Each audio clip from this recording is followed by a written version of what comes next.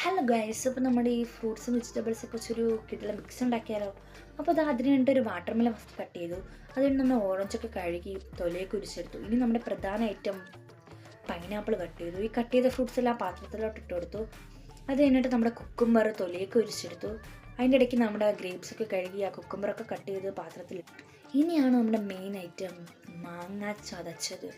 അതിലോട്ട് കുറച്ച് ഉപ്പും കുറച്ച് മുളക് പൊടിയും കുറച്ച് വെളിച്ചെണ്ണയും കുറച്ച് നാരങ്ങ നീരൊക്കെ ഒഴിച്ചു കൊടുത്തു.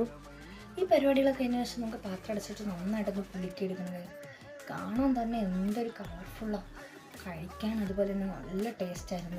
പറയാൻ വേറൊന്നുമില്ല, കിട്ടൽ ഐറ്റമായിരുന്നു.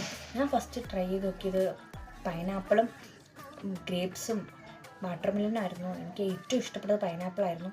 അതുകൊണ്ട് ഞാനിത് ഒരു തവണ കൂടെ പൈനാപ്പിൾ എടുത്ത് കഴിച്ചു. നിങ്ങളെല്ലാവരും ഇത് വീട്ടിൽ ട്രൈ ചെയ്ത് നോക്കുക. മസ്റ്റ് ട്രൈ ഐറ്റമാണ്. കഴിക്കാൻ നല്ല ടേസ്റ്റ് ഉണ്ടായിരുന്നു. എരിയും പുളിയും രുചിയായിട്ട് നല്ല ടേസ്റ്റ് ഉണ്ടായിരുന്നു. അപ്പോൾ നിങ്ങളെല്ലാവരും ഇതിൽ വീട്ടിൽ ട്രൈ ചെയ്ത് നോക്കിയിട്ട് കമൻറ്റ് ബോക്സിൽ കമൻറ്റ് ചെയ്യുക ഗൈസ്. അപ്പോൾ നിങ്ങൾക്ക് എല്ലാവർക്കും ഇത് ഇഷ്ടപ്പെട്ടെങ്കിൽ ലൈക്ക് ചെയ്യുക, ഷെയർ ചെയ്യുക, സബ്സ്ക്രൈബ് ചെയ്യുക. അപ്പോൾ കമൻറ്റ് ചെയ്യാൻ മറക്കില്ല ഗൈസ്. Okay, bye bye.